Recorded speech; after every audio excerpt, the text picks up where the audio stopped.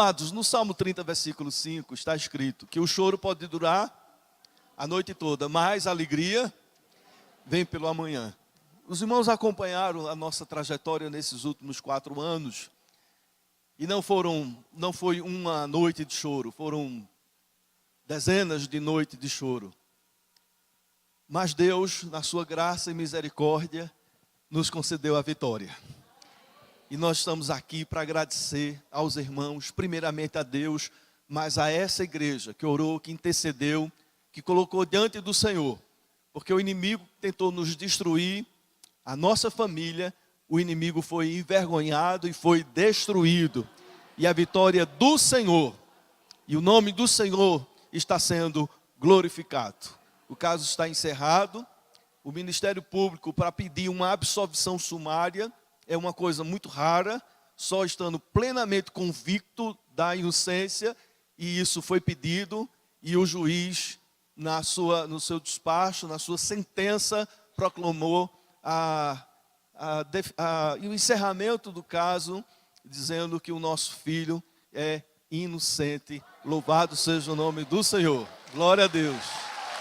Glória a Deus. Glória a Deus. Glória a Deus. Glória a Deus, glória a Deus, a vitória vem do Senhor, a nossa vitória vem do Senhor.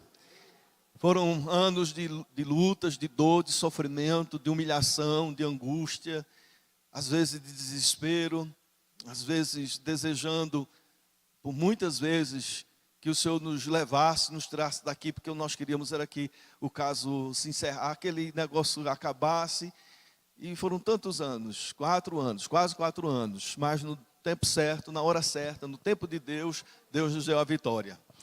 E para completar, porque Deus é assim, né? Ele dá a bênção, mas não somente uma bênção, Ele nos enche de bênçãos. Aí eu gostaria de compartilhar aqui algo que eu jamais sonhei, nos meus melhores sonhos, de ir para a Europa. E aí Deus diz, você vai conhecer 2 países da Europa. E a Aninha e eu, nós fomos para Portugal e Espanha.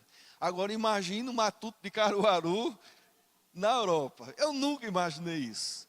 E podemos conhecer igrejas, catedrais, castelos, palácios, mosteiros, convento como o Convento de Cristo, onde está a Ordem de Cristo, antigo Cavaleiros Templários. De lá que saiu Pedro Alves Cabral e veio descobrir o nosso país como membro da Ordem de Cristo.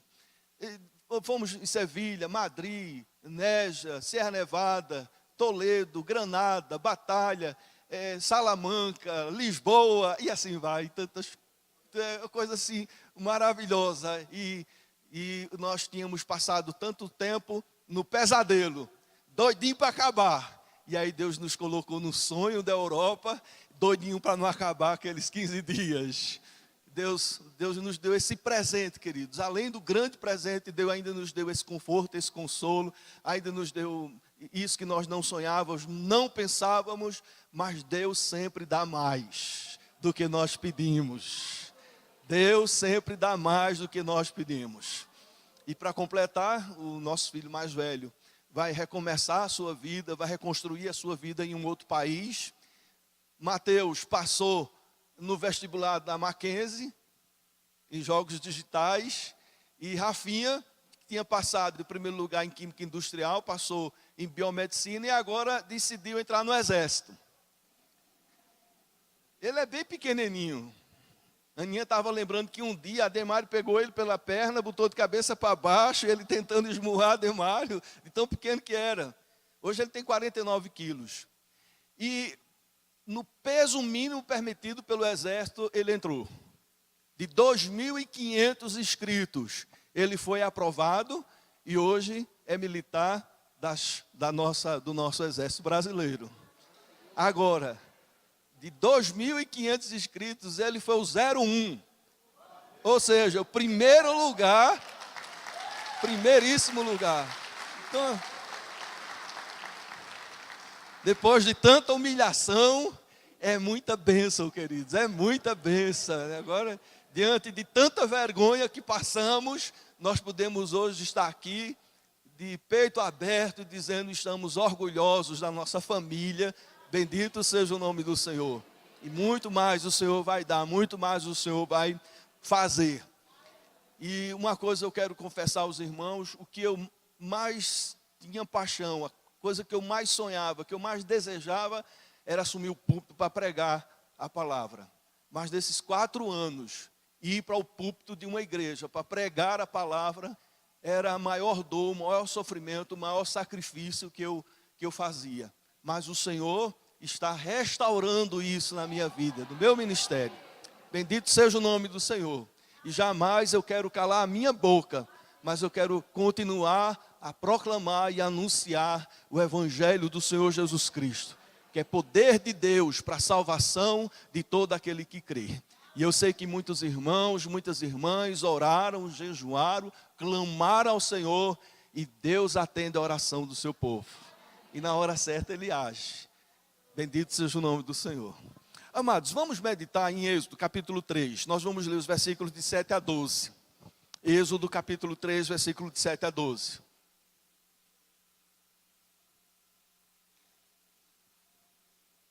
Êxodo 3, capítulo de 7 a 12. Nós vamos fazer essa leitura alternadamente. Êxodo, capítulo 3, versículo de 7 a 12. Mas após a oração, eu peço que você continue com a Bíblia aberta, porque nós vamos também ler mais outros versículos. Leamos alternadamente, iniciemos. Disse ainda o Senhor: certamente vi a aflição do meu povo que está no Egito, e ouvi o seu clamor por causa dos seus exatores. Conheço-lhe o sofrimento. Os irmãos.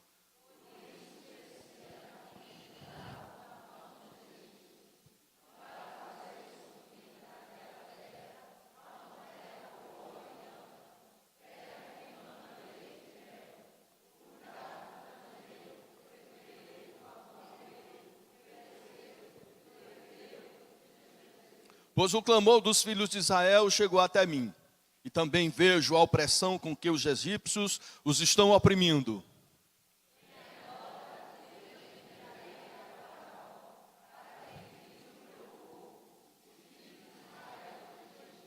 Então disse Moisés a Deus: quem sou eu para ir a Faraó e tirar do Egito os filhos de Israel?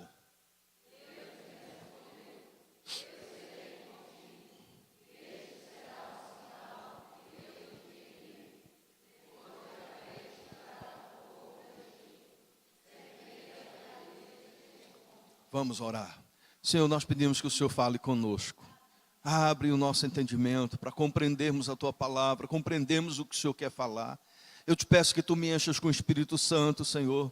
Pai, no nome de Jesus, eu clamo pela autoridade que há no nome de Jesus, nos méritos de Jesus, me enche com o Espírito Santo, Senhor, para que eu possa pregar a Tua palavra com fidelidade, com unção, com graça, com fluência, e que a palavra penetre nos corações e venha trazer mudança naquilo que se precisa mudar. Nós pedimos isso no nome de Jesus. Amém, Senhor. Amém. Meus amados, Deus apareceu a Moisés de uma maneira sobrenatural, extraordinária, maravilhosa. Moisés com certeza ficou encantado com aquela experiência. O próprio Deus conversa com Moisés.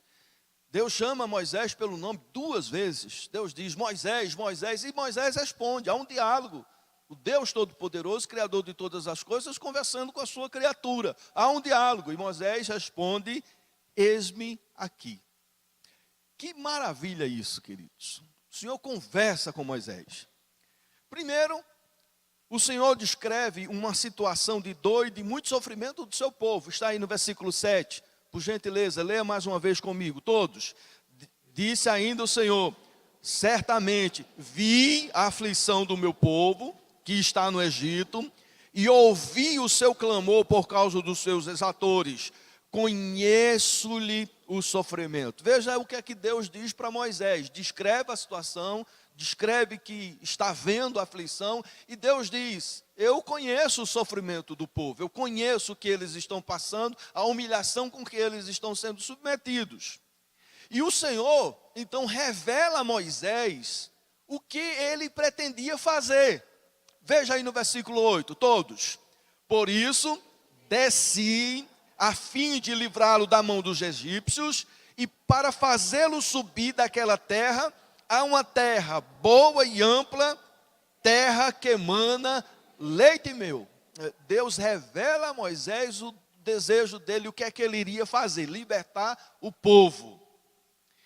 E é nesse momento, queridos, que Deus revela a Moisés que Deus tinha uma missão para Moisés. Deus tinha uma missão para aquele homem. Veja aí o versículo 10. Qual a missão? Vem agora, e eu te enviarei a Faraó, para que tires o meu povo, os filhos de Israel, do Egito. Veja que privilégio. O próprio Deus aparece a Moisés e diz: eu tenho uma missão para você. Eu quero libertar o povo e quero que você seja esse instrumento. Eu quero usar você, Moisés. Você é o meu escolhido, você é o meu chamado para libertar o povo. Mas, o que acontece? Eu quero chamar a atenção dos irmãos para a atitude de Moisés. Eu acredito que qualquer um aqui desejaria passar por essa experiência e qualquer um iria dizer: Senhor, envia-me a mim, eis-me aqui, pode contar comigo. Mas qual foi a atitude de Moisés? Versículo 11, vamos ler?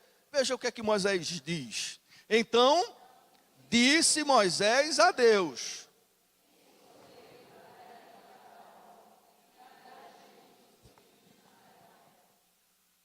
olha o que é que Moisés diz.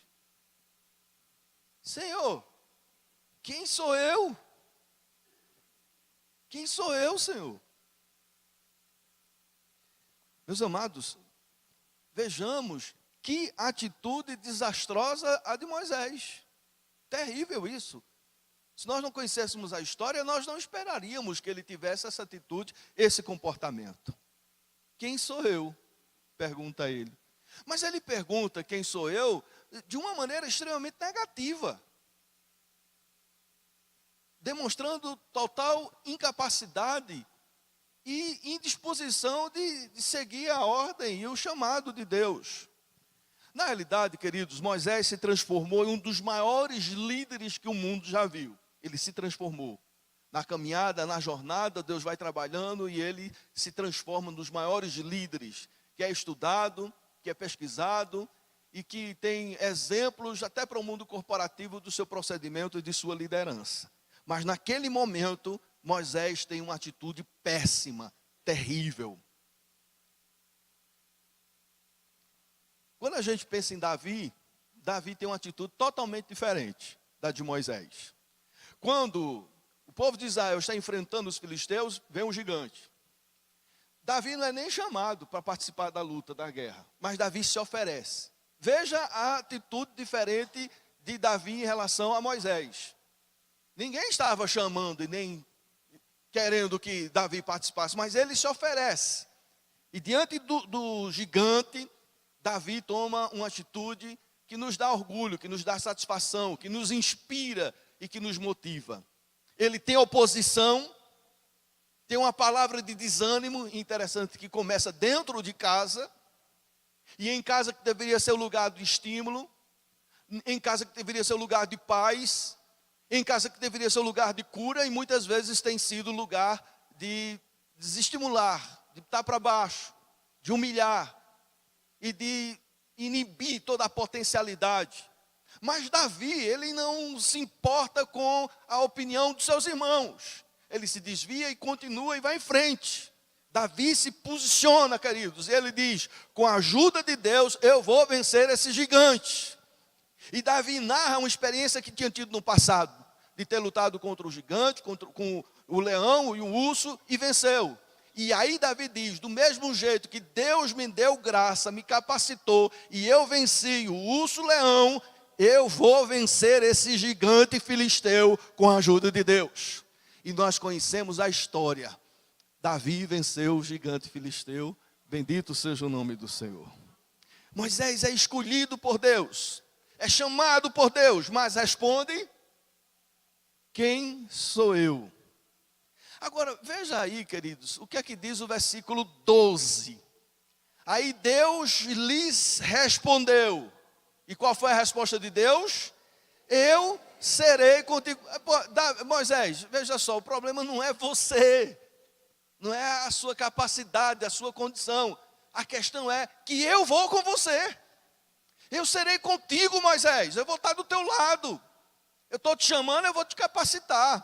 Eu estou te chamando, eu vou te suprir. Eu estou te chamando, eu vou te conduzir. Mas Moisés, mesmo assim, mantém a sua atitude de negação a esse chamado de Deus. Vamos aí para o capítulo 4, versículo 10 a 13. Vamos ver aí uma descrição ainda mais detalhada desse diálogo. 10 a 13. Vamos ler alternadamente. Escute bem e preste atenção na continuação desse diálogo.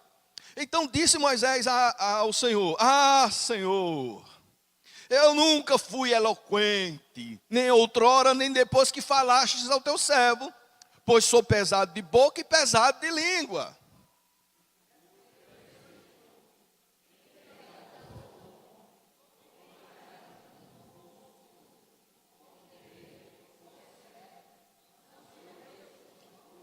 Vai, pois, agora, e eu serei com a tua boca. Irmãos, veja, é Deus falando com Moisés e dizendo: vai, quem fez a boca? Quem criou todas as coisas, não foi eu? Vai, eu serei com a tua boca, e te ensinarei o que has de falar. Aí a sentença definitiva de Moisés. O que é que Moisés diz? Agora sim, Senhor. O que é que ele diz? Ah, Senhor.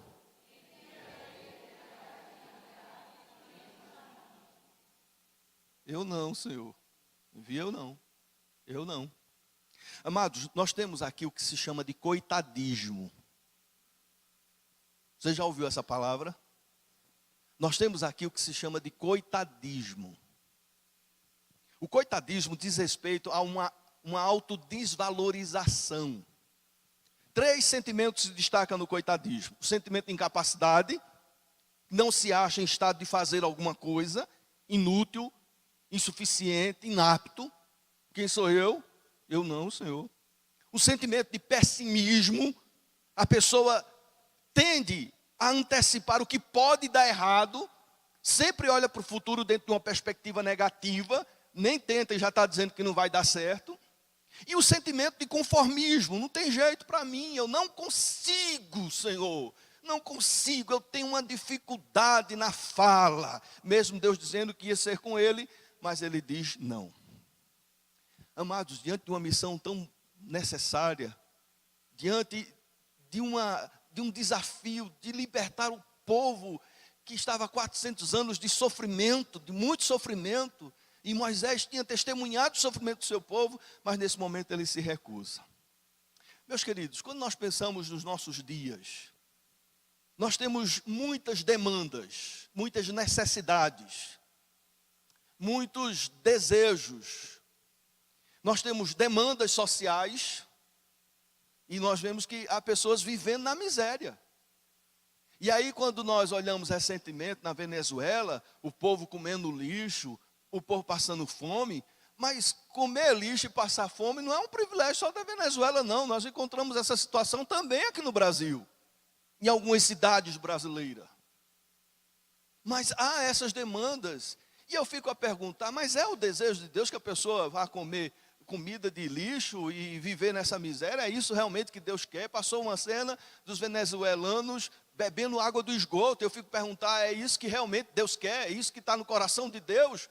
Quando você está no restaurante, comendo, bebendo, com ar-condicionado, aí você diz, isso aqui é um banquete que Deus preparou, é isso que realmente Deus quer. E o que está lá bebendo água de esgoto? E o que está lá? São demandas sociais, queridos. Demandas relacionais, as pessoas vivendo com mágoa, com ressentimento, com ódio, que não perdoam e não se perdoam, e vivem, às vezes, num mundo completamente isolado, porque simplesmente não quer manifestar o perdão, a graça de Deus na vida do outro, e vive sem se perdoar. Eu quero dizer a você que se você não está se perdoando, Deus manda você se perdoar. Você tem que se perdoar também, meu irmão, minha irmã. E parar de ficar simplesmente remoendo, eu errei. E onde está a graça de Deus na sua vida? O Deus que te perdoou agora diz para você se perdoar. E pedir perdão, se necessário. E perdoar aquele que ofendeu. Há demandas emocionais. Há pessoas tirando a própria vida, queridos. A quantidade de pessoas se matando. E uma pessoa, quando se suicida, na realidade, ela está querendo colocar um fim àquele sofrimento, porque ela não aguenta mais.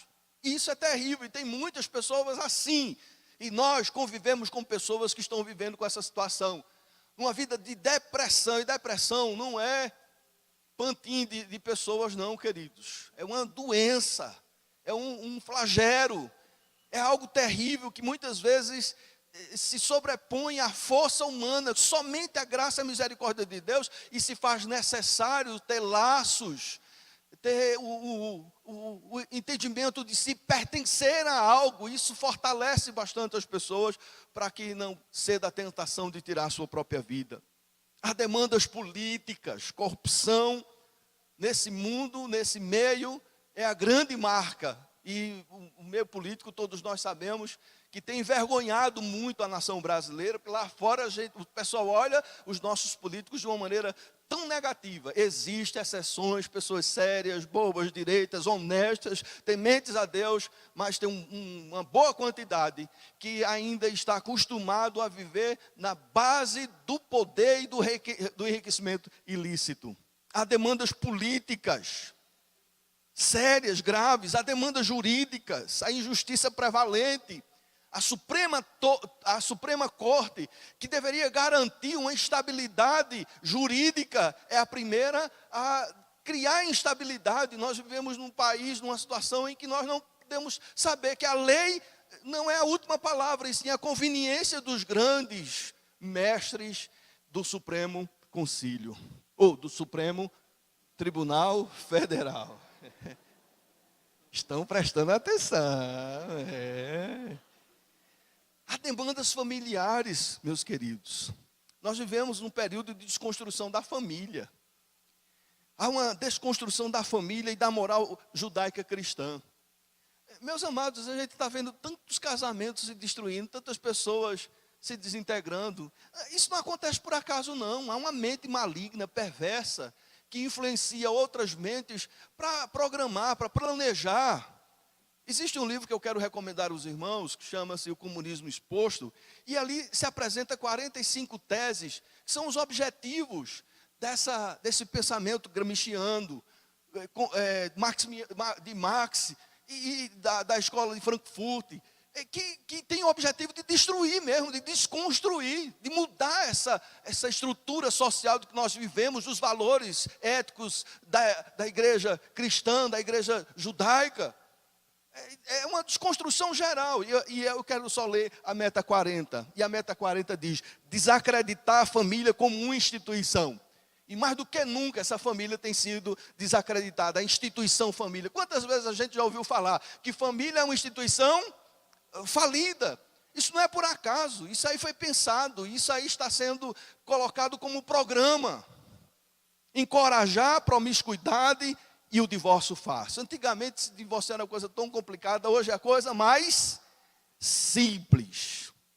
Há demandas ideológicas sérias que nós precisamos estar abertos e atentos. Há demandas espirituais, queridos, essa aqui é a principal. E todos nós sabemos que o homem sem Cristo está morto nos seus delitos e pecados. Em todas as outras demandas a sociedade pode atuar. Mas na demanda espiritual, só a igreja de Jesus Cristo, só os filhos de Deus, só aqueles que foram selados com o Espírito Santo e que participam das promessas de Deus, somente eles. O mundo está aí, queridos, e não existe uma outra mensagem que possa salvar. A única mensagem que salva é Jesus Cristo, o Cordeiro de Deus que tira o pecado do mundo, somente Ele.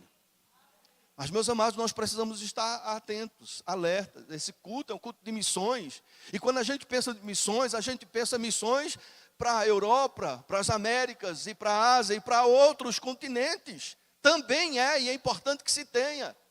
É importante que a igreja invista em Charlene e o esposo que está no Canadá, e em outros missionários. É importantíssima essa oferta de missões para que haja o sustento dessas pessoas lá e que não vivem e não vivam e não vá para lá para passar necessidade. Não, a igreja tem que suprir, e tem que suprir bem suprido, para que as pessoas possam viver com dignidade, e as pessoas possam ver que ali está um povo, que tem um suporte de um povo, que ama as pessoas por causa do Evangelho de Jesus Cristo.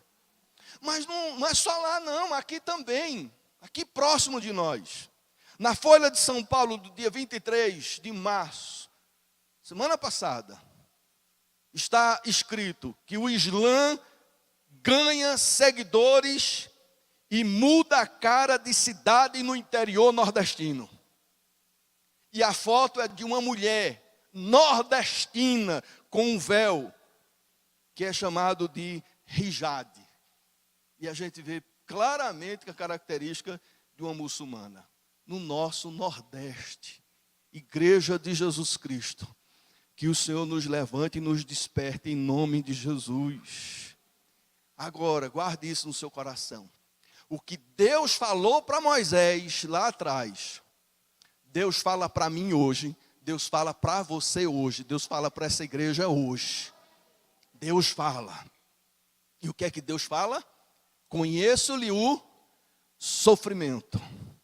Vem agora e eu te enviarei. E eu serei contigo.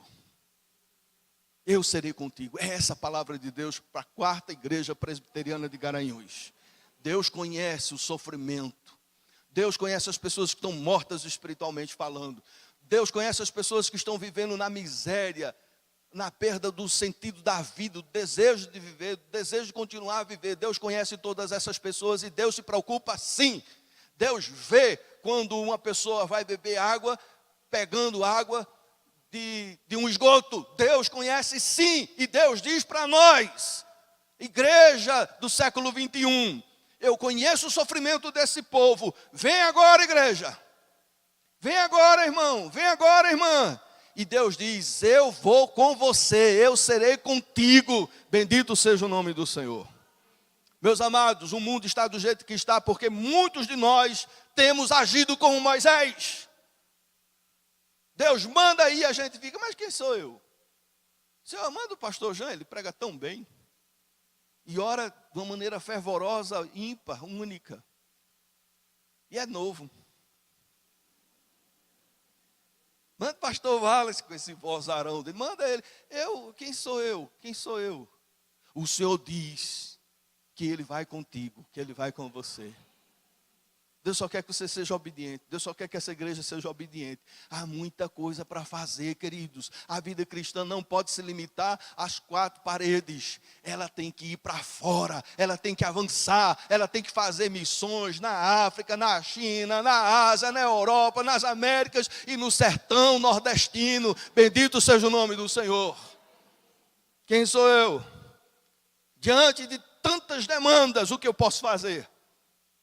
Aí alguns dizem, eu não posso. Isso é coitadismo.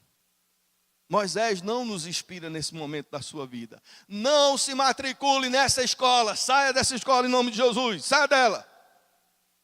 Nós temos na Bíblia um outro exemplo. Isaías capítulo 6. Isaías capítulo 6, versículo 1. Diz o texto sagrado. No ano da morte do rei Uzias, eu vi o Senhor assentado sobre um alto e sublime trono. E as asas de suas vestes enchiam o templo. E aí, versículo 8. Aqui é uma experiência que Isaías tem com Deus. Semelhante à experiência que Moisés teve com Deus. Mas veja a atitude de Isaías, atitude diferente. E ele diz, depois disso ouvi a voz do Senhor que dizia, a quem enviarei? E a quem há de ir por nós? Veja a atitude desse homem de Deus. Disse eu, eis-me aqui, envia-me a mim. Envia-me a mim. Agora não só faz missões, deixando o emprego, deixando o trabalho, indo para os campos. Se faz missões no trabalho, nos estudos, na escola, na empresa. Se faz missões junto à vizinhança, se faz missões dentro do ônibus, se faz missões em todos os lugares. Aonde nós andarmos, nós podemos fazer missões, porque missões é o cumprimento da missão de proclamar a salvação do homem através de Jesus Cristo, unicamente através de Jesus Cristo. nesse sentido, dentro desse contexto, todos nós somos missionários. E o Senhor diz, a quem enviarei? A quem enviarei? Não existe coitadismo em Isaías. Existe obediência. Existe reconhecimento da soberania de Deus. Existe confiança em Deus. Existe consciência da importância da sua participação. Existe consciência da importância da sua missão. Amados, alguns estudiosos afirmam que o coitadismo tem origem em situações emocionais, experiências traumáticas que a gente passa, situações de constrangimento nos relacionamentos interpessoais. Mas na vida espiritual, queridos, ela pode ter origem numa teologia equivocada da vocação e da capacidade humana. Tem pessoas que não sabem distinguir o antes de Cristo, o homem sem Cristo e o homem em Cristo, a nova criatura. E às vezes ele está em Cristo, foi regenerado, foi convertido, foi santificado, foi justificado, o nome está escrito no livro da vida, é o particular tesouro de Deus, mas tem um comportamento, tem palavras e atitudes como se não tivesse nascido de novo, como se não pertencesse a Deus, a Cristo. E aí, perde a noção do que realmente é. Perde a noção da importância que tem para o mundo, da importância que tem no cumprimento da missão e do desejo de Deus para o mundo. O Senhor, quando orou em João 17, ele diz, Pai, eu não peço que os tire do mundo, mas livra-o do mal. Meu irmão, saia desse banco com a disposição e a garra e a determinação de ser missionário de Jesus Cristo em todos os lugares que você estiver, para a glória do Senhor Jesus. Tem muita coisa acontecendo e que nós dizemos, não, é porque Deus quer, é assim mesmo. Não, é não.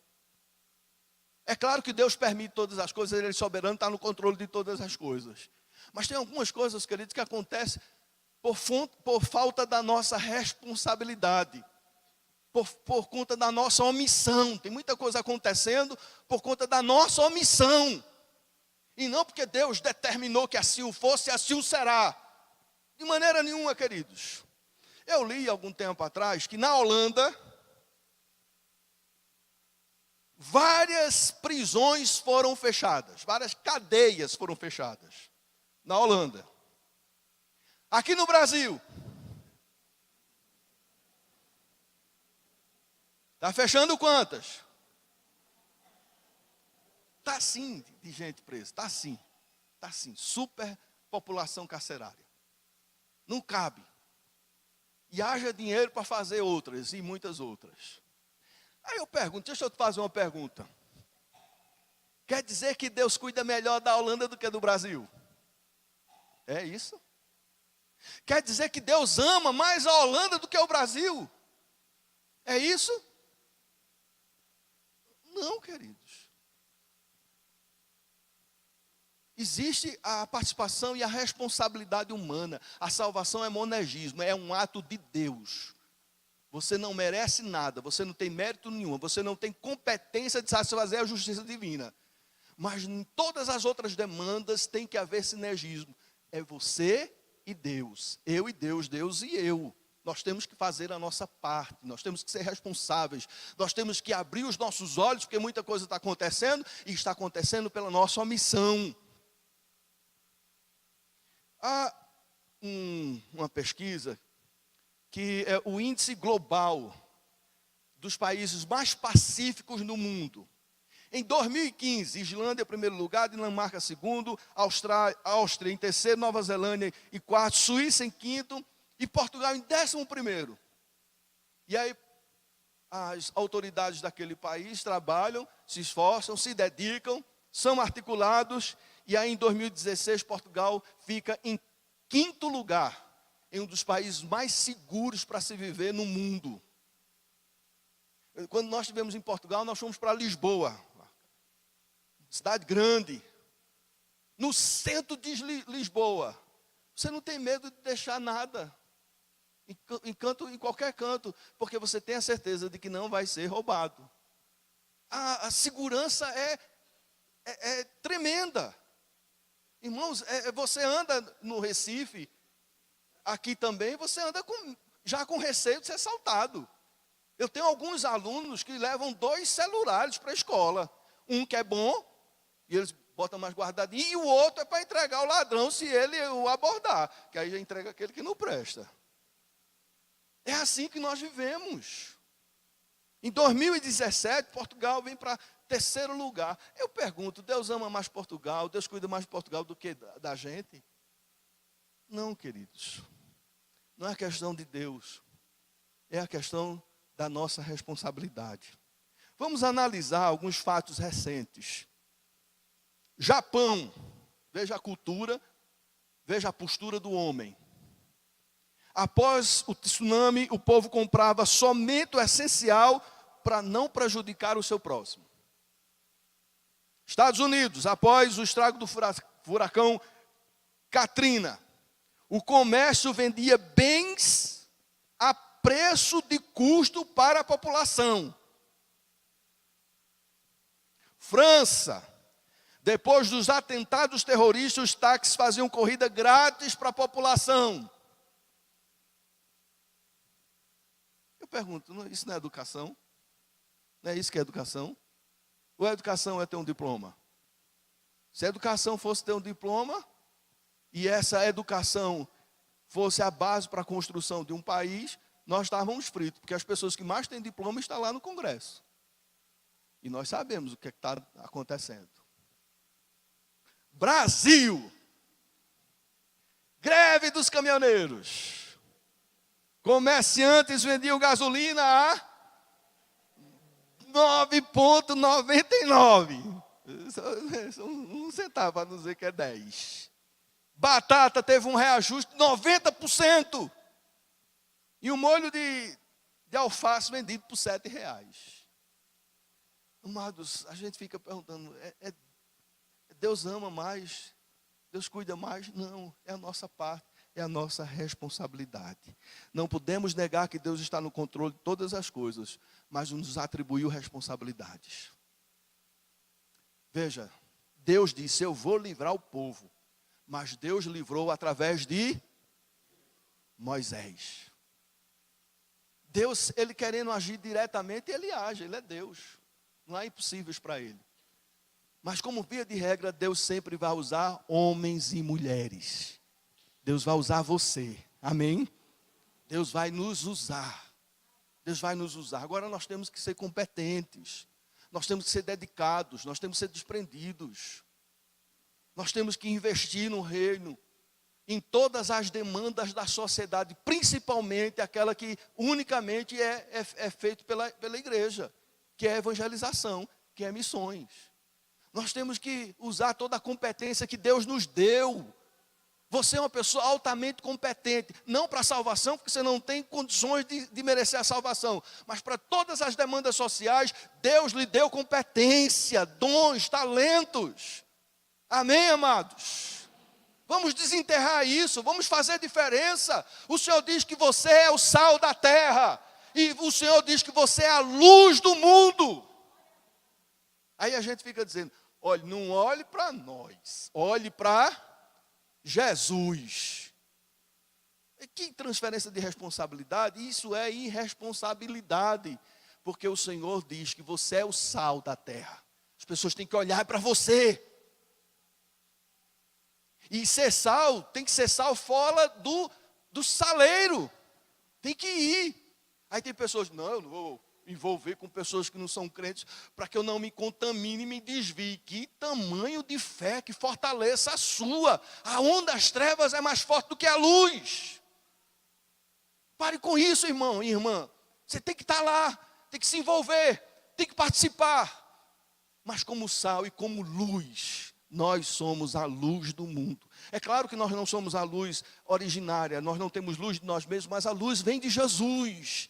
E é Jesus quem diz que você é a luz do mundo. Há uma teoria interessante, eu quero concluir com ela, que é a teoria das janelas quebradas. O que é que diz essa teoria? Foi feita uma experiência lá nos Estados Unidos, em Nova York. Pegaram 2 carros, bem parecidos um com o outro. E um colocaram num bairro da pesada, no Brooklyn. E o outro colocaram num bairro nobre. No bairro da pesada, no Brooklyn, quando foram ver o carro estava todo destruído. todo acabado. Não deixaram nada. E eles já esperavam isso. E aí foram lá no bairro nobre, rico. O carro estava intacto. E aí vem a experiência. Alguém diz, vamos quebrar o vidro da porta. Aí quebraram. Deixaram o vidro da porta quebrado. E alguém passou, aí viu que estava quebrado, aí foi e quebrou o outro. Aí o outro foi e quebrou o outro. Foi e quebrou o outro. O carro também ficou destruído. Completamente destruído. E foi a partir dessa experiência que eles estabeleceram em Nova York a tolerância zero. Porque se quebra uma janela e não se conserta, vem outra e vai quebrar outra. E assim por diante, e assim por diante, e assim por diante. Isso mostra, querido, a nossa responsabilidade. Se alguma coisa está errada e eu deixo para lá, outra coisa errada vai acontecer. Mais dano vai acontecer. Mais estrutura negativa vai acontecer. É o efeito que vai se alastrando. Isso vale para a família. Na sua casa, se uma janela quebrou, conserte logo, porque senão outras vão ser quebradas. Amém? Os irmãos estão entendendo? Os irmãos estão entendendo? Vou dar só um exemplozinho para a gente finalizar. A gente estava em Nerja, que é uma cidade na Espanha, no Mediterrâneo. Um lugar lindo, lindo, lindo. Você olhava, não via nada sujo. Mas de repente a gente viu um papel jogado no chão. Um papel, e esse chamou a atenção. E o nosso amigo presbítero que estava conosco, ele teve a impulsividade, foi lá e pegou o papel e jogou no lixo. Aqui no Brasil, veja, quando você vê uma coisa suja, você às vezes não se preocupa em colocar no lixo. Você vai, está todo mundo fazendo, mas se a coisa está limpa, a coisa está organizada, ela contamina, ela contagia, ela influencia. Amados, o Senhor diz, vocês são sal da terra. Vocês são luz do mundo. E aí Deus diz, eu conheço o sofrimento e quero mudar essa história, quero mudar essa situação. Eu quero que você faça isso. Eu quero que você faça isso. O que é que você vai dizer, queridos? O que é que você vai dizer, irmão? Não diga quem sou eu, quem sou eu, quem sou eu. Porque Deus já disse quem é você. Você é o sal, você é a luz. Agora eu pergunto, o Senhor pode contar com você? Em todos os lugares, na empresa, no comércio. Convido a equipe do louvor para preparar um cântico para a gente cantar e a gente orar. Deus pode contar com você, queridos. Todas essas demandas sociais que nós temos aqui. De acordo com os seus dons, com os seus talentos. Se é intercessão, então intercede. Se é na área de música, então louva. Então faz. Todos nós temos dons, todos nós temos uma habilidade, todos nós temos capacitação. Todos nós. Você tem. E Deus quer contar com você. Ou você vai fazer como Moisés. Ou você vai fazer como Davi. Eu vou. Ou você vai fazer como Isaías. Eis-me aqui, Senhor, envia-me a mim. E eu quero orar por todas as pessoas que podem dizer nessa noite: Senhor, conte comigo. Conte comigo. Para essa obra missionária, conte comigo. Envia-me a mim. E se Deus pode contar com você, eu gostaria de orar por você e com você. E eu peço que você fique em pé para a gente ter esse momento de oração. Deus pode contar com você, meu querido. Deus pode. Com o seu dinheiro. Com o seu tempo. Com o seu dom. Com a palavra.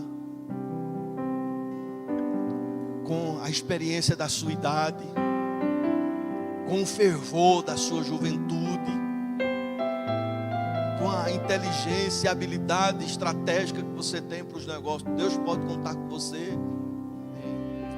Eu peço que você feche os olhos. Deus chama Moisés. E Moisés começa muito mal, muito mal. Ele não entendeu, ele não chamou, ele não abriu o coração. Ele disse: quem sou eu? Mas na caminhada, Moisés, abre o seu coração, a sua vida para Deus. Deus usa ele extraordinariamente. Existem dois tipos de pessoas aqui. Aqueles que nunca disseram: eis-me aqui, Senhor, me usa, eu quero ser usado. Eu sei que o Senhor tem me dado responsabilidades, o Senhor tem me dado capacitações, e eu posso contribuir. Então, a partir de hoje eu quero me envolver. Eu quero me envolver com os ministérios da igreja. Eu quero ser sal, eu quero ser luz, eu quero ser um missionário. Aonde eu estiver, eu quero ser um missionário. Eu tenho consciência dessa missão que o Senhor me deu. Então, meu querido irmão, procure os pastores e diga para eles: conte comigo, conte comigo, conte comigo. Você vai estar dizendo isso para Deus. Mas talvez você já disse sim para Deus alguma vez. Você se envolveu, você realizou, Deus te usou de uma maneira extraordinária, maravilhosa, mas coisas aconteceram. Decepções, palavras negativas. Isso entristeceu seu coração, fechou seu coração, e você parou. Você parou. Você não disse assim: Deus, não conte comigo. Mas você disse: não, eu vou dar um tempo. Eu vou dar um tempo. Hoje Deus diz para você: esse tempo acaba hoje. Esse tempo acaba hoje, porque o Senhor conta com você. A hora é urgente. As necessidades estão crescendo a cada dia, e Deus quer contar com você em nome de Jesus. Pare de olhar as circunstâncias humanas e olhe para o autor e consumador da fé, Jesus, e diga sim a Ele, a Ele. E faça não para os homens, não para parecer ou para agradar aos homens, mas para agradar a Ele. Então hoje você vai dizer: Senhor, eis-me aqui, Senhor, envia-me a mim. Pai, Tu conheces os corações que estão aqui, e aqueles que no íntimo estão dizendo: conte comigo, Senhor, conte comigo, Senhor.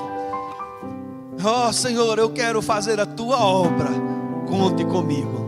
Nós os abençoamos. E nós sabemos que o diabo vai tentar, Senhor, se intrometer nesse meio, Pai. Mas em nome de Jesus, nós repreendemos toda ação maligna e dizemos: arreda Satanás em nome de Jesus. Porque esse povo pertence ao Senhor e o diabo não pode tocar. Ó Senhor, que se levante nesta noite muitos missionários convictos da sua missão, de aonde estiverem, anunciar a salvação na pessoa do Senhor Jesus. Nos capacita. Nós oramos em nome de Jesus. Amém, Senhor. Amém. Os irmãos podem sentar.